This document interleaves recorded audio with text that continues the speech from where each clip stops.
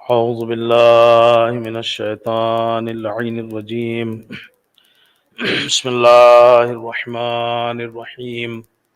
الحمد لله رب العالمين، الصلاة والسلام على أشرف الأنبياء والمرسلين سيدنا ونبينا وشفيع ذنوبنا بالقاسم محمد. اللهم صل على محمد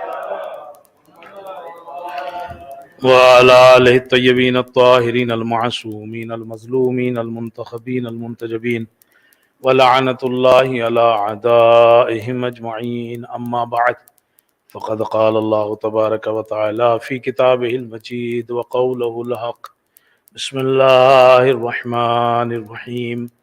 والفجر وليال عشر. صلوات پر محمد و آل محمد پر صلی علی محمد و آل محمد. شب ولادت سید الشہداء امام حسین علیہ الصلوۃ والسلام. اللہم صلی علی محمد و آل محمد. آپ سب کو مبارکباد پیش کرتا ہوں، اور ہم سب مبارکباد پیش کرتے ہیں امام زمانہ اجل اللہ تعالی فرجہ الشریف کی خدمت میں. اللہم صلی علی محمد و آل محمد.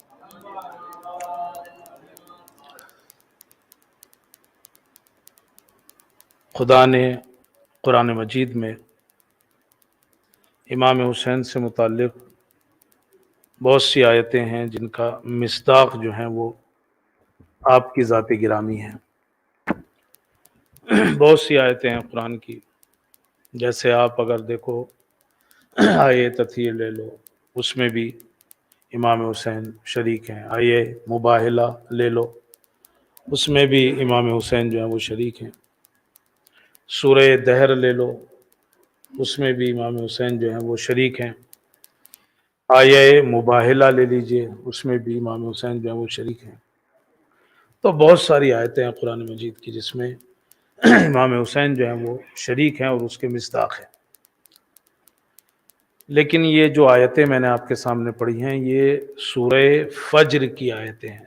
والفجر ولیال عشر والشفع والوتر. تو یہ سورہ فجر کی آیتیں ہیں. اس سورہ کا دوسرا نام جو ہے وہ سورہ امام حسین کہا جاتا ہے. اس سورہ کو سورہ فجر کا دوسرا نام سورہ امام حسین ہے. یہ سورہ نازل ہونے کی ترتیب کے لحاظ سے قرآن مجید کا 10واں سورہ ہے. ترتیب کے لحاظ سے، یعنی جیسے قرآن نازل ہوا، یہ جو ہمارے پاس قرآن میں اس میں وہ ترتیب نہیں ہے کہ جیسے نازل ہوا تھا. ترتیب کے لحاظ سے یہ 10واں سورہ ہے. اگر آپ اس کو دیکھو گے، پہلے کون سا، پھر دوسرا کون سا، تیسرا کون سا. تو پہلا سورہ تو آپ جانتے ہی ہیں سورہ اقرا ہے. اقرا بسمک ربک الذی خلق. غار حرا میں یہی آیتیں جو ہیں وہ نازل ہوئی تھی. تو پہلا سورہ سورہ علق ہے، اور دوسرا سورہ جو ہے وہ سورہ والقلم ہے. والقلم وما یسطرون، وہ دوسرا سورہ ہے. پھر تیسرا سورہ جو ہے وہ سورہ مدثر ہے، اور پھر جو ہے وہ سورہ مزمل ہے. یا شاید آگے پیچھے پہلا دوسرا، یعنی کہ تیسرا اور چوتھا یہ ہو. سورہ مزمل شاید تیسرا ہے، اور پھر چوتھے نمبر پر جو ہے وہ سورہ مدثر ہے، اور 5ویں نمبر پر الفاتحہ ہے، جس کی آپ قرآن مجید کی اسٹارٹنگ جس سے ہوتی ہے سورہ فاتحہ الحمدللہ. یہ نزول کے حساب سے قرآن مجید کا 5واں سورہ ہے نازل ہونے کی ترتیب کے لحاظ سے. اس کے بعد چھٹا سورہ جو ہے وہ سورہ مسد ہے، سورہ مسد. اور 7واں سورہ جو ہے وہ سورہ تکویر ہے، اور 8واں سورہ جو ہے سورہ اعلیٰ ہے، اور 9واں سورہ جو ہے سورہ واللیل ہے، اور 10واں سورہ یہ سورہ والفجر ہے. تو قرآن مجید کی ترتیب کے لحاظ سے یہ 10واں سورہ ہے جو ایک کے بعد ایک جو ہے وہ نازل ہوا ہے. سورہ فاتحہ 5واں سورہ ہے ترتیب کے لحاظ سے، اور سورہ کوثر جو ہے وہ 15واں سورہ ہے. ترتیب کے لحاظ سے، یعنی 15ویں نمبر کے اوپر جو ہے وہ سورہ کوثر جو ہے وہ نازل ہوا ہے۔ یہ میں نے اس لیے کہہ دیا تاکہ آپ کے ذہن میں ایک بات پڑی رہے کہ وہ جو ہم الحمد پڑھتے ہیں وہ شروع قرآن جہاں سے ہوتا ہے وہ 5ویں نمبر پہ نازل ہوا ہے سورہ فاتحہ، اور یہ سورہ جو ہے وہ 10واں سورہ ہے جو اس کی ہم نے تلاوت کی ہے۔ تو اس سورہ کا نام جو ہے وہ سورہ حسین ہے، امام حسین کے نام سے منسوب ہے یہ سورہ۔ اس کی شاید جو وجہ ہے وہ یہ ہو کہ اس سورے کی جو ابتدائی آیتیں ہیں جو میں نے تلاوت کی، والفجر ولیال عشر والشفع والوتر، اس کی جب تفسیر ہوئی ہے ان ابتدائی آیتوں کی، تو اس میں والفجر سے مراد جو ہے وہ لیا گیا ہے فجر کی نماز، نماز فجر، یا نماز فجر کا وقت، یا اس سے مراد لیا گیا ہے فجر اسلام، یعنی جب اسلام کی جب ابتدا ہوئی فجر اسلام، تو والفجر سے مراد یہ لیا گیا ہے۔ ولیال عشر، اور 10 راتیں، ولیال عشر 10 راتیں، اس میں 10 راتوں سے مراد جو مفسرین لکھتے ہیں وہ 3 چیزیں ہیں۔ پہلی یا تو ذی الحجہ کی شروع کی 10 راتیں، ہے نا، ذی الحجہ کی شروع کی 10 راتیں، یا ماہ رمضان کی آخر کی 10 راتیں جس میں شب قدر ہوتی ہے، مثلا وہ شبائے قدر جس میں ہوتی ہیں وہ والی جو ہیں وہ راتیں، آخر کی 10 راتیں، اور تیسرے نمبر پہ آتی ہیں ماہ محرم کی شروع کی 10 راتیں، وہ جسے ہم عشرہ ماہ محرم جو ہے وہ کہتے ہیں۔ تو اس کو امام حسین کا سورہ کیوں کہا گیا ہے؟ اس کی تفسیر اس طرح سے ہوئی ہے، والفجر ولیال عشر، تو 10 راتیں اگر محرم کی جو ہیں وہ مراد لیں شروع میں، والشفع، اور شفع یعنی وہ 2 رکعت نماز، یاد ہے نا نماز شفع؟ نہیں یاد؟ ارے بھائی نماز شفع والی، ارے بھائی وہ جو پہلے 8 پڑھتے ہیں پھر اس کے بعد 2 پڑھتے ہیں تو اسے نماز شفع کہا جاتا ہے۔ اصل میں شفع کا مطلب ہے 2، شفع کا مطلب ہے 2، تو اس کے بعد والی وہ 2، اس لیے کہا کہ والشفع، اور والوتر سے مراد لیا گیا ہے وہ بعد والی ایک نماز وتر۔ تو اس سورے کو سورہ امام حسین جو ہے وہ کہا جاتا ہے، اس کی وجہ ولیال عشر کی ایک خاص جو ہے وہ تفسیر اس میں جو ہے وہ بیان ہوئی ہے۔ اس میں اصل میں یہ چھٹے امام سے کسی نے سوال کیا، اس کی ایک اور تفسیر بھی ہے، چھٹے امام سے سوال کیا کہ اس سورے میں 14 کا کیا مطلب ہے؟ اب 14 کا آپ کہو گے کیسے ہو گئے؟ والفجر ولیال عشر، کتنے 11 ہو گئے، والشفع 12-13 ہو گئے، 2 ہو گئے، ہے نا، شفع مانے 2، والوتر اور 2، والوتر یعنی 1، تو یہ 14۔ تو چھٹے امام سے پوچھا گیا کہ اس میں 14 کا کیا مطلب ہے، یہ جو 14 عدد سمجھیے اس سے کیا مطلب؟ تو آپ نے ارشاد فرمایا والفجر سے مراد ہے امام مہدی علیہ الصلوۃ والسلام، اللہم صلی اللہ علیہ وسلم۔ تو ایک تفسیر یہ ہے چھٹے امام سے کہ والفجر سے مراد امام زمانہ، اور ولیال عشر سے مراد امام حسن سے لے کر امام حسن عسکری تک 10 امام، تو یہ ہو گئے۔ اور کہا والشفع سے مراد ہے شہزادی فاطمہ اور امام علی علیہ الصلوۃ والسلام۔ ایک اور صلوات پڑھ لیں صلی اللہ علیہ وسلم۔ اور والوتر سے مراد ہے رسول اکرم علیہ الصلوۃ والسلام، اللہم صلی علی محمد۔ تو اس سورے کو سورہ امام حسین کیوں کہا جاتا ہے؟ اس کی ایک وجہ یہ ہے کہ یہ ابتدائی آیتیں جو ہیں اس میں ایک تفسیر جو ہے وہ لیال عشر مراد لے لیجئے، یا ائمہ علیہم السلام مراد لے لیجئے لیال عشر سے، اس سے مراد جو ہے وہ امام حسین۔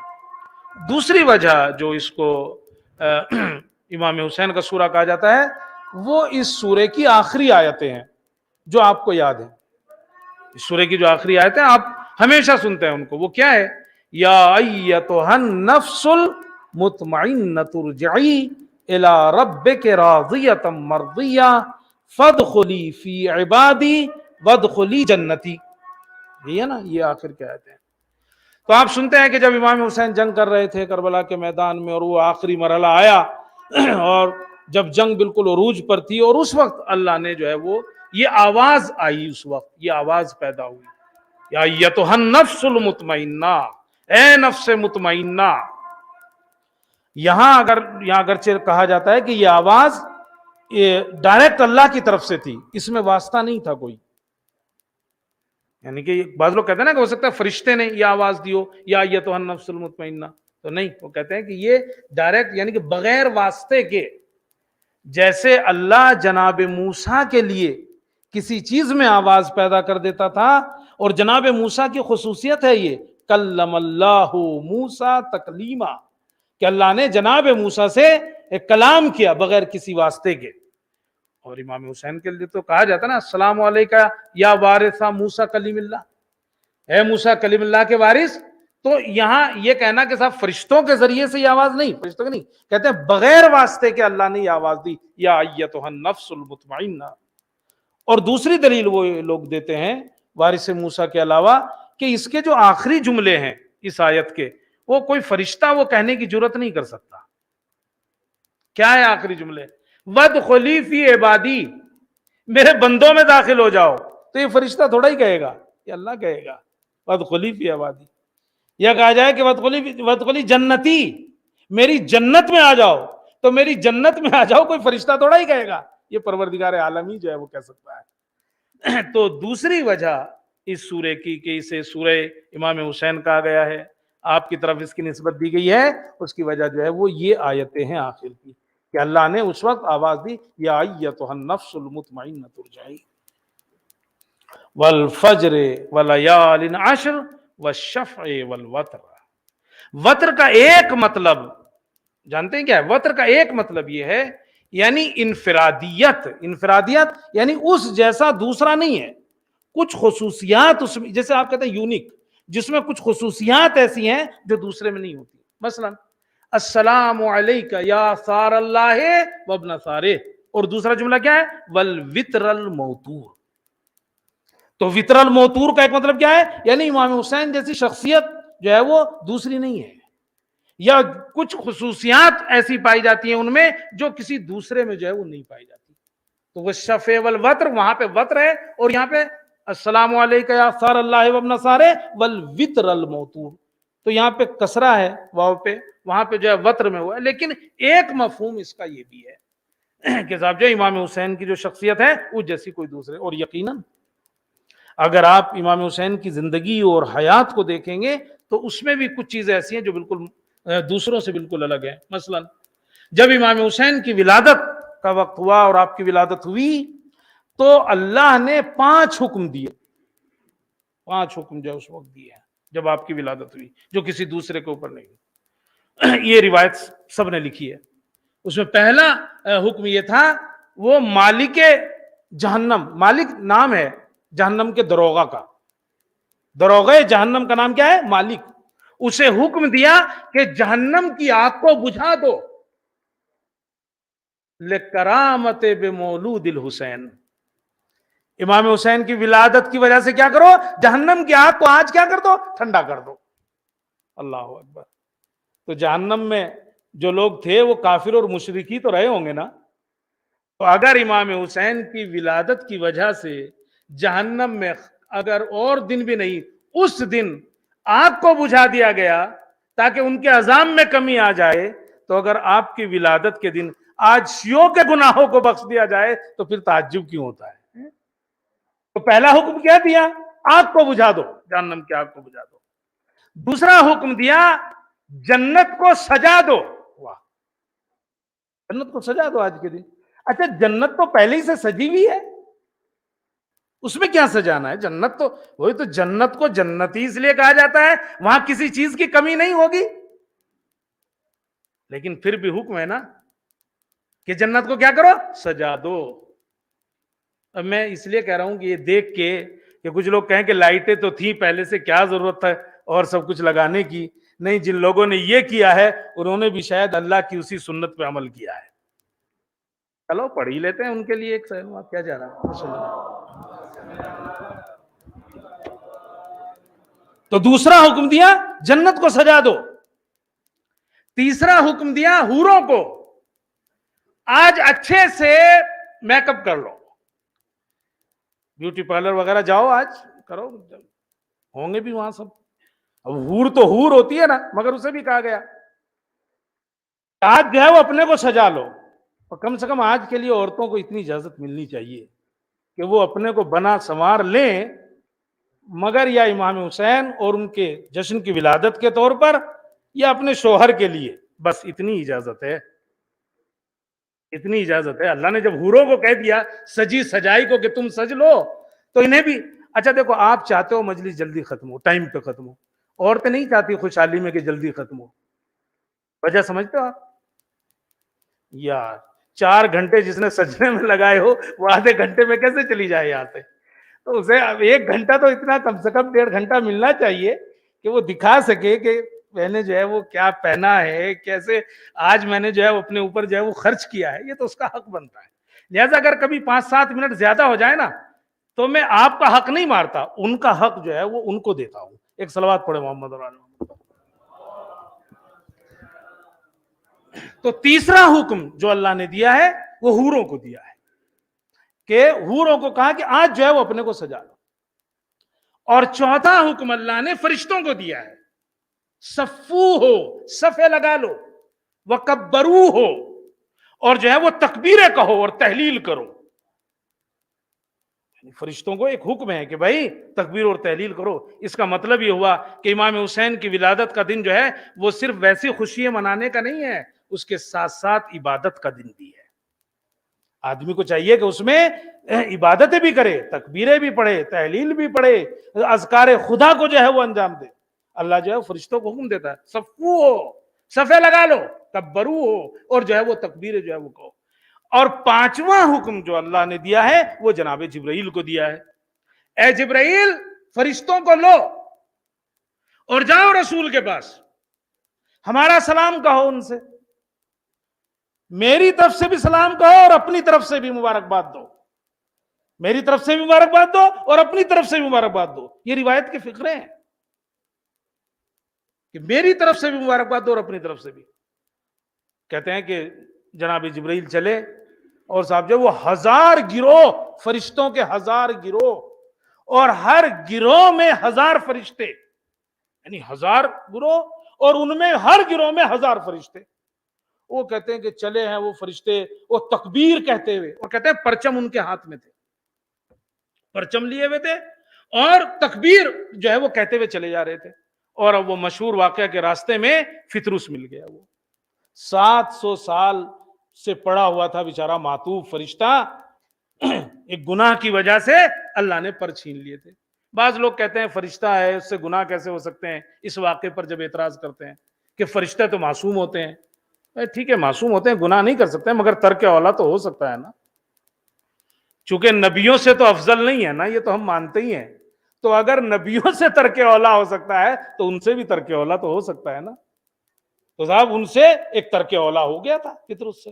کچھ لوگ کہتے ہیں کہ ان کے پر بڑے اچھے تھے، بڑے خوبصورت تھے، تو انہیں اس پہ ناز تھا کہ اللہ نے بم مثلی، کون ہے میرے جیسا. اور کچھ لوگ کہتے ہیں کہ ان کی خطا یہ تھی کہ اللہ نے کوئی کام کرنے کو کہا تھا تو وہ اسی پہ ناز کرنے لگے کہ اللہ نے مجھ سے یہ کام کرنے کو کہا ہے، من مثلی، کون ہے مجھ جیسا. لیکن اللہ کو غرور کا اتنا بھی شائبہ پسند نہیں، اور اللہ نے وہ پر جو ہے وہ لے لیے تھے. اور کہتے ہیں جب جناب جبرائیل، بھائی ظاہر سی بات ہے 1000 گروہ اور 1000 مثلا اس میں 1000 فرشتے اور تکبیر اور تحلیل کہتے ہوئے جا رہے ہوں، سامنے سے گزرے تو جبرائیل سے پوچھا سید الملائکہ قیامت تو نہیں آ گئی؟ کہ نہیں قیامت تو نہیں آئی ہے، مگر قیامت کا شفیع ضرور آ گیا ہے. قیامت میں شفاعت کرنے والا جو ہے وہ ضرور آ گیا ہے. رسول کے یہاں ان کا نواسہ پیدا ہوا ہے. اللہ نے کہا جاؤ میری طرف سے مبارکباد دو اور اپنی طرف سے مبارکباد دو. اب اس سے اچھا موقع کیا ہو سکتا تھا کہ ایک مرتبہ فطرس نے کہا کہ صاحب جو مجھے بھی لے چلو، شاید آج کے دن کی برکت سے اللہ سے پوچھو تو صحیح. اور حکم خدا ہو گیا. جبرائیل نے پروں پر ڈال لیا، آئے خدمت رسول میں اور آ کے کہا یا رسول اللہ، اللہ کہتا ہے میری طرف سے مبارکباد دو اور اپنی طرف سے مبارکباد دو. پہلے تو یہ کہ ہماری مبارکباد قبول کر لیجئے، اور دوسرے یہ فطرس بھی آیا ہے، معطوب ہے، بالوں پر چھین لیے گئے ہیں اس کے، یہ بھی آیا ہے۔ روایت کے فقرے یہ ہیں کہ رسول اکرم نے کہا تمسا بمہد الحسین وطر، اس سے کہو اپنے کو حسین کے جھولے سے مس کرے، وطر، اور اڑ جائے۔ رسول اکرم کو کہنا چاہیے اچھا ٹھیک ہے آیا ہے، دعا کریں گے ہم اس کے لیے، یہ نہیں کہا لے آئے ہو رہنے دو ہم اس کے لیے دعا کریں گے، ہو سکتا ہے اللہ جو ہے وہ اس کے بالوں پر واپس کر دے، نہیں کہا تمسا بمہد الحسین، امام حسین کے جھولے سے مس کر دو، وطر، اور اس سے کہو اڑ جائے، اس سے کہو کتنا اطمینان، وطیر، اور اس سے کہو کہ اڑ جائے۔ اور اب کہتے ہیں کہ فطرس نے اپنے کو جو ہے وہ مس کیا جھولے سے، جیسے ہی جھولے سے مس کیا بالوں پر ملے اور پھر پرواز کرتا ہوا چلا، اور وہی جملہ مم مثلی، کون ہے میرے جیسا؟ تو وہ جو فرشتے ساتھ میں تھے کہنے لگے لے بھائی پھر مارے گئے، اسی کہنے کی بنیاد پر تو بالوں پر چھنے تھے، اس نے پھر ایسے ہی کہہ دیا۔ لیکن ایک مرتبہ فطرس نے پلٹ کے کہا جب کہا تھا میرے پاس دلیل نہیں تھی، آج میرے پاس دلیل ہے، مم مثلی انا عتیق الحسین، کون ہے میرے جیسا؟ میں حسین کا آزاد کرتا ہوں۔ صلوات پڑھ دے محمد اور آل محمد پر۔ کون ہے میرے جیسا؟ مم مثلی انا عتیق الحسین، آج مجھے حسین نے جو شفا دی۔ اللہ اکبر، یہ کیسا آنے والا ہے کہ ولادت کے پہلے ہی دن، یعنی اپنے زندگی کے پہلے ہی دن آسمان کے گنہگار کی شفاعت کی۔ دوسرا جملہ، ولادت کے پہلے دن، زندگی کے پہلے دن جو آسمان کا مجرم تھا اس کی شفاعت کی، اور اپنی زندگی کے آخری دن جو زمین کا مجرم تھا حر، اس کی شفاعت کی۔ پہلے دن اس کی شفاعت کر دی جو آسمان کا مجرم ہے، اور آخری دن جو ہے وہ حر کو جو ہے وہ بخشوا دیا۔ اور یہاں امام حسین کے لیے کہا تمسا بمہد الحسین، جھولے سے مس کر دو۔ رسول اکرم جانتے تھے بھائی کہ ایک وقت ایسا آئے گا جب زری پہ جائیں گے لوگ اور وہاں سے شفا پائیں گے تو اعتراض اٹھے گا، زری کو مس کرنے سے کیسے جو ہے وہ شفا مل سکتی ہے؟ اگر جھولے سے مس کرنے سے مل سکتی ہے تو زری سے کیوں نہیں مل سکتی؟ جو چیز بھی حسین سے منسوب ہو جائے گی وہ اللہ کے قریب ہو جاتی ہے، اس کی عظمت جو ہے وہ بڑھ جاتی ہے۔ کوئی بھی چیز امام حسین سے وہ صرف منسوب ہو جائے ذرا سی چیز۔ ابھی یہی ایک جملہ ایسا ہے کہ جس پہ جو ہے وہ بہت دیر تک گفتگو کی جا سکتی ہے۔ آقا برجردی کتنے بزرگ عالم دین تھے، بہت سے مراجع جن کی ہم نے تقلید کی وہ ان کے شاگرد ہیں، آقا برجردی کے شاگرد ہیں، یعنی اتنے بڑے اعلیٰ درجے کے جو ہے وہ مرجع تھے آقا برجردی۔ جوانی میں آنکھیں جو ہیں وہ کمزور ہو گئی، بڑی تکلیف ہوتی تھی آنکھوں سے، اور ایک دن جو ہے وہ جب ایک عزاداری کرتا ہوا دستہ جو ہے وہ ان کے گھر آیا تو انہوں نے کیا کیا، ایک عزادار کے پاؤں سے مٹی جو مس تھی اسے اٹھا کے اپنی آنکھوں پہ مل لیا، اور کہتے ہیں کہ آنکھیں جو ہیں وہ بالکل صحیح ہو گئی۔ آپ خود فرما دیں 80 سال کی عمر تک پھر میری بینائی میں کسی طرح کی کمی نہیں آئی۔ چھوڑ دیجئے امام حسین کی بات، تو آقا برجردی صرف ایک زائر کے۔ اچھا آپ دیکھو علامہ امینی نے الغدیر میں وہ واقعہ لکھا ہے جو کتنا مشہور واقعہ ہے، اور بعد میں وہ کتنا بڑا ایک جو تھا یہ عالم بھی بنا اور اس نے اشعار بھی بہت کہے۔ کہتے ہیں نا کہ وہ کسی نے منت مان لی تھی کسی ناصبی نے، دیکھیے آپ منت اس طرح کی بھی مان لیتے ہیں لوگ، ناصبی یعنی دشمنان اہل بیت، کہ صاحب اگر بیٹا دیا تو جو ہے ہم اسے اس کام کے لیے رکھیں گے کہ وہ جو زائر جا رہے ہیں امام حسین کے یہاں ان کو جو ہے وہ راستے میں قتل کرے، اور اللہ نے بیٹا دیا اور وہ ہوا۔ یہ علامہ امینی کے جملے ہیں، الغدیر میں انہوں نے لکھے ہیں کہ وہ بیٹا پیدا ہوا، بڑا ہوا، اور انہوں نے کہا منت پوری کرنے کا وقت آ گیا، ماں باپ نے اسلحہ دے کے بھیج دیا، جاؤ کربلا کے راستے میں بیٹھ جاؤ، اور کہتے ہیں مسیب سے کچھ نزدیک چھپ کے بیٹھ گیا کہ اگر زائر آئے گا تو قتل کروں گا۔ ایسے ایسے لوگ گزرے ہیں اور ایسے ایسے حالات سے جو ہے وہ گزرے ہیں، اور اب کہتے ہیں کہ وہ کوئی ظاہر نہیں آ رہا تھا, تھک کے تھوڑا سا نیند آ گئی, خواب میں دیکھتا ہے کہ روز محشر ہے, اور صاحب جو ہے وہ سب کو پکڑ پکڑ کے ایسے لوگوں کو جہنم کی طرف جو ہے وہ لے جایا جا رہا ہے. کہتے ہیں کہ مجھے بھی, ایک جگہ تو یہ ملتا ہے, کہتا ہے کہ مجھے بھی جہنم میں ڈالا گیا مگر آگ نے اثر نہیں کیا, آگ نے اثر نہیں کیا. کا وجہ کیا ہے, آگ اثر کیوں نہیں کر رہی ہے؟ کہ آگ اثر اس لیے نہیں کر رہی ہے کہ جب یہ سویا ہوا تھا وہاں سے جو قافلہ گزرا تھا زائروں کا, اس کے قدموں سے اٹھی ہوئی دھول اس کے کپڑوں کے اوپر پڑ گئی تھی.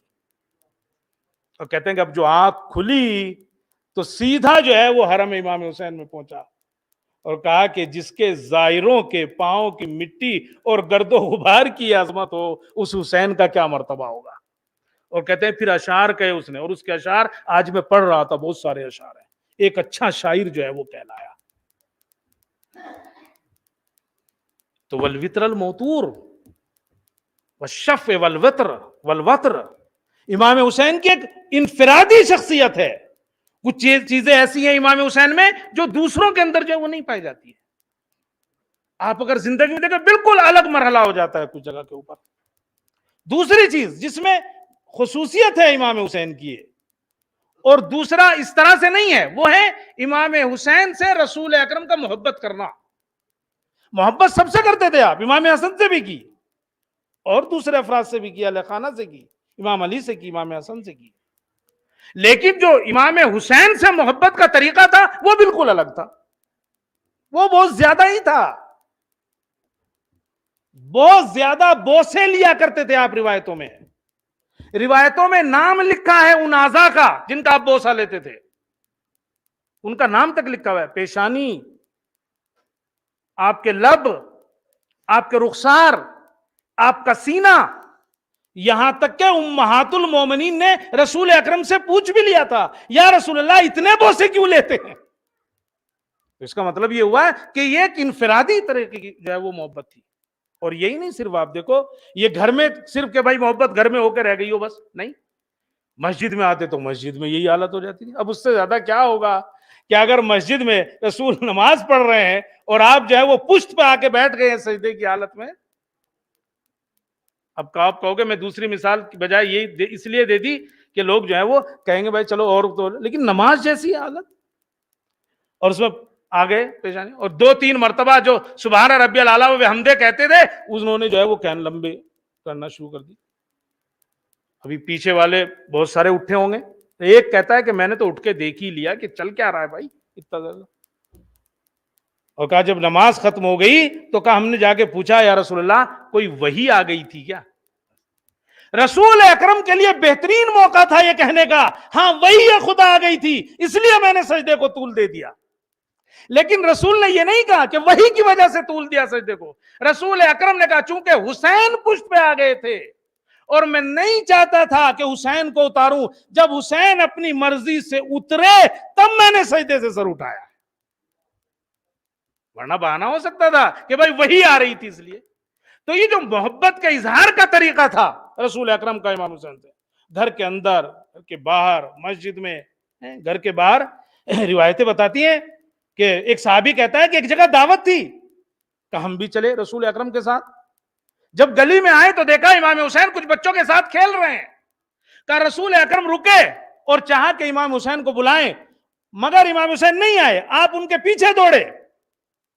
روایت کے فقرے ہیں کہ کبھی وہ ادھر جاتے تھے تو رسول ادھر جاتے تھے, وہ ادھر جاتے تھے رسول, اور کہا ایک وقت آیا کہ رسول اکرم نے آپ کو پکڑ لیا, اور پکڑ کے روایت کا فقرہ یہ ہے ایک ہاتھ گردن کے نیچے رکھا اور دوسرے ہاتھ سے ٹھوڈی کو جو بلند کیا, اور پھر آپ نے آپ کی پیشانی کا بوسہ لیا اور وہ جملہ کہا حسین منی وانا من الحسین, احب اللہ من احب حسینا, حسین مجھ سے ہے میں حسین سے ہوں. جو حسین کو دوست رکھتا ہے, من احب اللہ من احب حسینا, اللہ حسین کو دوست رکھتا ہے.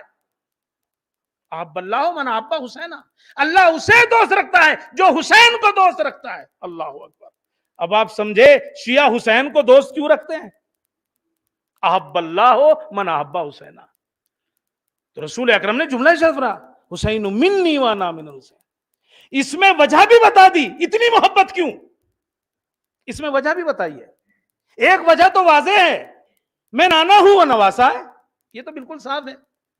ایک نانا کو نواسے سے، ایک دادا کو پوتے سے، ایک باپ کو بیٹے سے محبت تو ہوتی ہے، وہ تو فطری چیز ہے، لیکن یہ جو اتنی محبت ہے وہ کیوں ہے؟ اس کا جواب دوسرے فقرے میں ہے، آپ نے اسے مختلف طریقے سے سنا ہوگا لیکن میں اس طرح سے پیش کر رہا ہوں، اس کا جواب دوسرے فقرے میں ہے، وَأَنَا مِنْ حسین، میں حسین سے ہوں۔ اس میں کیا جواب ہے کہ میں حسین سے ہوں؟ اس میں جواب یہی ہے کہ میری محبت ایک طرف یقیناً وہ والی ہے، نانا نواسے والی ہے، لیکن دوسری محبت اس لحاظ سے بھی ہے، یہی حسین ہوگا جو میرے مقصد کو بچائے گا، جو میرے رسالت کو بچائے گا، یہی حسین ہوگا جو میرے مقصد کو بچائے گا، میری رسالت کو بتائے گا۔ جملہ بدل کے کہہ دوں، یوں کہہ دوں، کربلا تک حسین مجھ سے ہیں، لیکن کربلا کے بعد قیامت تک میں حسین سے ہوں۔ کربلا سے لے کر قیامت تک میں کس سے ہوں؟ میں حسین سے۔ یہ وہ مقصد تھا، اور یہ صرف آپ نے رسول اکرم کے مقصد کو نہیں بچایا امام حسین نے، یہ آپ کی انفرادیت ہے، یہ آپ نے تمام انبیاء کے مقصد کو بچایا۔ اسی لیے تو ملتا ہے نا روایتوں میں کہ کربلا میں تمام نبیوں کی روحیں موجود تھی، تمام انبیاء کی روحیں موجود تھی، چونکہ صرف رسول کا مقصد نہیں، صرف ان کی رسالت نہیں، تمام نبیوں کا جو مقصد تھا وہ امام حسین نے بچایا۔ اور میں تو ایک جملہ اور آگے بڑھ کے کہنا چاہتا ہوں کہ صرف انہی کا نہیں، تمام ان لوگوں کا جو مسلمان تھے، مومن تھے، اللہ کی عبادت کرنے والے تھے، ان کی عبادتوں کو بچایا۔ اگر حسین قربانی نہ دیتے تو نہ عبادتیں بچتی، نہ عبادت کرنے والے بچتے، کوئی نہ بچتا، نہ عبادتیں بچتی، نہ عبادت کرنے والے بچتے۔ اور شاید یہی وجہ تو ہے کہ ہم ہر نماز کے بعد مستحب سمجھتے ہیں زیارت پڑھنا، السلام علیک یا ابا عبداللہ۔ یہ جو ہم ہر نماز کے بعد مستحب ہے امام حسین کی زیارت پڑھ جائے، کیوں؟ اس لیے کہ اگر آج عبادتیں ہیں، اگر آج عبادتیں کرنے والے ہیں، امام حسین کی قربانیوں کی وجہ سے، یا ابا عبداللہ۔ ورنہ ابا عبداللہ، ابو عبداللہ، یہ امام حسین کا نام نہیں ہے، یہ کنیت ہے۔ عرب میں کنیت کیسے ہوتے ہیں؟ باپ کے نام پہ، بیٹے کے نام پہ، بیٹی کے نام پہ جو ہے وہ جوڑ دیا، ابو زینب مثلا جوڑ دیا، ابو القاسم، یہ کنیت کہلاتی ہے کہ بیٹے کے نام پہ وہ جو ہے وہ باپ جوڑ دیتے۔ تو ابو عبداللہ ایسا نہیں کہ کچھ، یہ تو بلکہ کنیت رسول کی دی ہوئی کنیت ہے، اور اس وقت کی کنیت ہے کہ جب امام حسین 4-5 سال کے تھے، تو ابھی تو ایسا بھی نہیں کہ کوئی بیٹا رہا ہو آپ کے عبداللہ نام کا جو کہہ دیا ہو یا ابا عبداللہ یا ابو عبداللہ، ابھی تو 4-5 سال کی عمر ہے آپ کی۔ ابی بن کعب رسول اکرم کے پاس بیٹھے ہوئے ہیں کہ امام حسین نظر آئے، اور جیسے امام حسین کو دیکھا کہا السلام علیک یا ابا عبداللہ، مرحبا، اے ابا عبداللہ آپ پر سلام، مرحبا، خوش آمدید۔ اور اگلا جملہ پلٹ کے کہا یا زین السماوات والارض، اے زمین و آسمان کی زینت تم پر سلام ہو۔ ابی بن کعب سے سنا نہ گیا، اس نے پلٹ کے کہا ہم تو سمجھتے تھے آپ ہو زمین اور آسمان کی زینت، آپ تو حسین کو کہہ رہے ہو کہ آپ ہو زمین و آسمان کی زینت۔ تو ایک مرتبہ آپ نے پلٹ کے کہا تم نہیں جانتے ہو، حسین کو جو آسمان والے پہچانتے ہیں وہ زمین والوں سے زیادہ پہچانتے ہیں۔ میرا حسین جو ہے وہ زمین سے زیادہ آسمان میں بڑا ہے، اکبر من الارض، زمین سے زیادہ آسمان میں جو بڑا ہے۔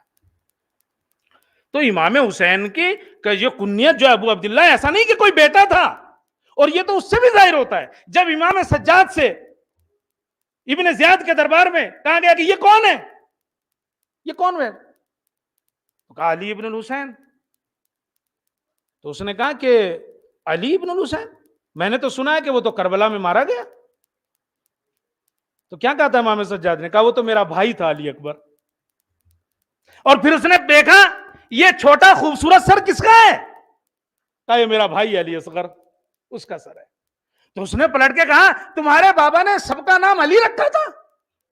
دیکھیے، کہا تمہارے بابا نے سب کا نام علی رکھا تھا؟ تو ایک مرتبہ امام نے پلٹ کے کہا میرے بابا کہتے تھے اگر میرے 100 بیٹے بھی ہوں، اگر میرے 100 بیٹے بھی ہوتے، ہر بیٹے کا نام علی رکھتا۔ تو یہ جو ابو عبداللہ امام حسین کی جو کنیت ہے، اس لیے نہیں ہے کہ صاحب کوئی اولاد تھی ان کو عبداللہ نام، کیوں ہے؟ یہ اسی لیے ہے کہ امام حسین نے جو قربانی دی ہے اس میں عبادت کو بچایا ہے، اس میں عابدوں کو بچایا ہے، اسی لیے مستحب کیا گیا ہے ہر نماز کے بعد کہے السلام علیک یا ابا عبداللہ، صلوات پڑھ دے محمد علیہ۔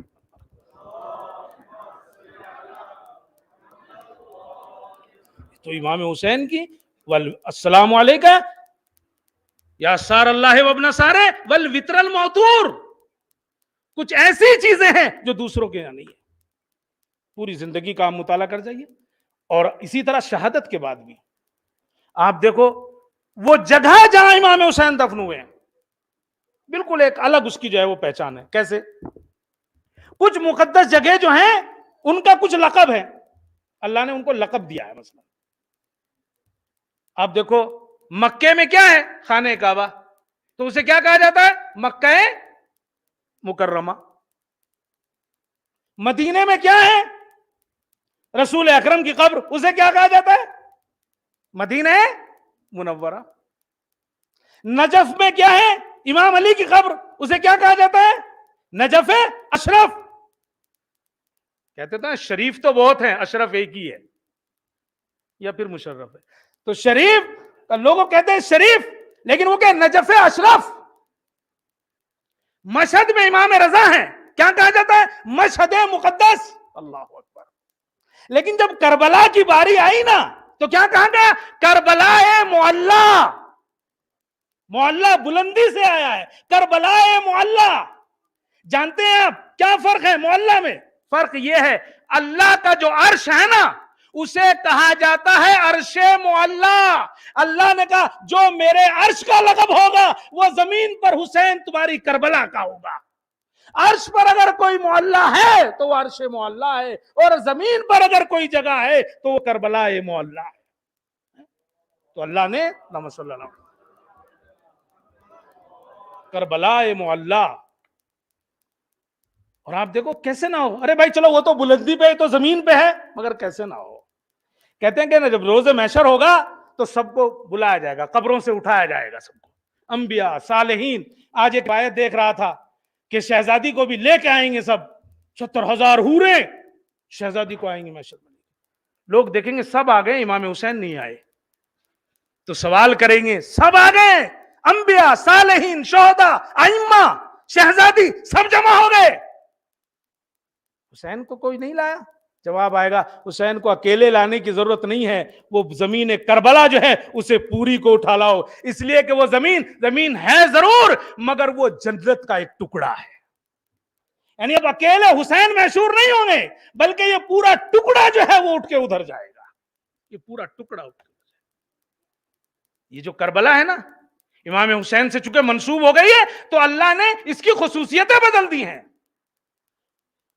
تمام اس میں بہت سے فرشتے ہر وقت رہتے ہیں، اسی لیے آپ جب اذن دخول پڑھتے ہو تو کہتے ہو نا اس میں کہ ہمیں ان فرشتوں سے بھی اجازت چاہیے، المقیمین بہذا البقعۃ الشریفہ یا مشہد الشریف، جو بھی جگہ پہ فرشتے ہیں ان سب کی بھی ہمیں اجازت چاہیے۔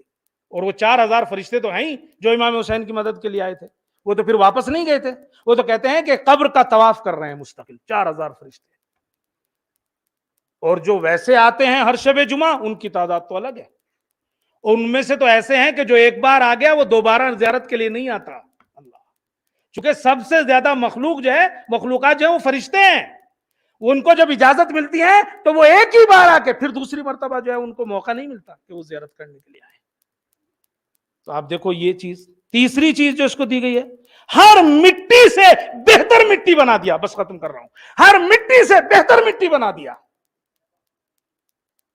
وہ کہتے ہیں نا طاہر چیزیں بہت ہیں، پاک چیزیں، مطہرات چیزیں بڑی کم ہیں۔ پاک چیزیں بہت ساری ہیں لیکن جو مطہرات ہیں نا، جو خود بھی پاک ہو اور دوسروں کو بھی پاک کر دیں، وہ کم ہے۔ ان میں سے ایک کیا ہے؟ پانی۔ مثلا پانی جو ہے خود طاہر بھی ہے اور مطہر بھی ہے۔ اگر کسی چیز میں پاک ہونے کی صلاحیت ہے تو پانی اسے پاک کر دیتا ہے۔ یہ میں نے اس لیے کہا کہ کوئی یہ نہ کہہ دے کہ میں کتے کو نہلا دوں تو پاک ہو جائے گا کیا، کیونکہ کچھ بنتا نہیں ہے بھائی لوگوں کا۔ پہلے کہ بھائی آپ نے کہا تھا پانی سے پاک کر دو تو پاک ہو جائے گا، تو کتے کو نہلا دوں پاک ہو جائے گا؟ نہیں، میں نے کہا ہے کہ اگر اس میں پاک ہونے کی صلاحیت ہے تو اگر کتے کو نہلا دو گے نا تو وہ اور زیادہ نجس ہو جائے گا، اب تک تو اکیلا نجس تھا، اب جس سے بھی مس ہوگا اسے بھی نجس کر دے گا۔ تو کسی نے بڑا پیارا جملہ کہا ہے کہ اگر لوگ کہتے ہیں نا کہ ایسا کیسے ہو سکتا ہے کہ بزم رسول میں صحابہ بیٹھے ہوئے ہوں اور وہ اب بھی منافق رہ جائیں، نہیں، اگر صلاحیت ہے تب ہے بات، لیکن اگر صلاحیت نہیں ہے تو بزم رسول میں بیٹھ کے بھی منافق رہ سکتا ہے، بزم رسول میں بیٹھ کے منافق۔ اور دوسری چیز جو مطہرات میں سے وہ ہے مٹی خود بھی پاک اور دوسروں کو بھی پاک کر دیتی ہے، لیکن امام حسین کی قبر کی مٹی، اس میں ایک شرف اور زیادہ ہے، اور وہ شرف یہ ہے کہ کسی بھی مٹی کا کھانا جائز نہیں ہے، حتیٰ کہ کسی نبی یا کسی امام، حتیٰ کہ رسول کی قبر کی مٹی کھانا جائز نہیں ہے۔ مگر چھٹے امام ارشاد فرماتے ہیں اگر تم بیمار ہو جاؤ، کربلا کے مٹی کے چند ذروں کو پانی میں ڈال کے پی جاؤ، اللہ تمہیں شفا دے دے گا۔ صلی اللہ علیہ محمد وعلیہ۔ تو اور قبروں سے اور مٹی سے زیادہ شرف جو ہے وہ اسے مل جاتا ہے۔ چھٹے امام نے ارشاد فرمایا اگر سفر میں جا رہے ہو نا تو مٹی رکھ لو، خاک شفا رکھ لو، چوری نہیں ہوگی۔ تو کسی نے کہا کہ فرزند رسول تو اگر بحری سفر ہو، سمندر کا سفر ہو، وہاں تو چور نہیں ملتے ہیں، تو وہاں تو کوئی فائدہ نہیں؟ آپ نے کہا نہیں، وہاں بھی فائدہ آئے گا۔ اگر سمندر میں تلاطم آ جائے تو چند ذرے پانی میں ڈال دینا، سمندر کا جو تلاطم ہے وہ رک جائے گا۔ ایک جگہ امام نے ارشاد فرمایا جب نماز پڑھنے لگو تو کربلا کی مٹی کو سجدہ بنا لو، اس لیے کہ اگر تمہارا ذکر کسی وجہ سے اوپر نہیں جا رہا ہے، لیکن اگر کربلا کی مٹی کے اوپر سجدہ کرو گے تو تمہارے ذکر کو آسمان پر جانے سے کوئی روکنے والا نہیں ہوگا۔ صلوات پڑھ دے محمد اور آل محمد پر۔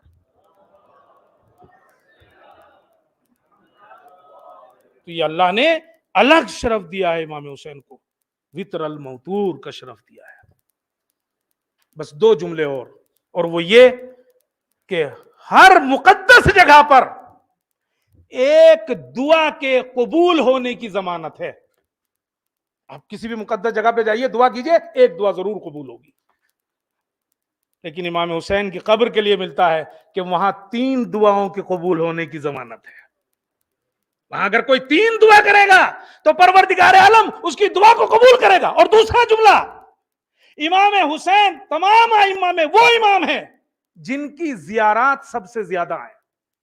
آپ دیکھتے ہوگے عرفے کی زیارت الگ، عید آپ کو عرفے میں بھی پڑھنا ہے، عید فطر میں بھی پڑھنا ہے، عید اضحیٰ میں بھی پڑھنا ہے، زیارت اربعین بھی ہے، زیارت عاشورہ بھی ہے، یعنی ہر موقع پر امام حسین کی زیارت ہے، چاہے غم کا موقع ہو یا خوشی کا موقع ہو۔ اس کا کیا مطلب ہے؟ شاید اللہ بتانا چاہتا ہے یاد رکھو، چاہے کوئی خوشی کا موقع ہو یا غم کا موقع ہو، اگر مجھے کوئی ذکر پسند ہے تو وہ صرف حسین کا ذکر ہے۔ صلوات پڑھ دے محمد اور آل محمد۔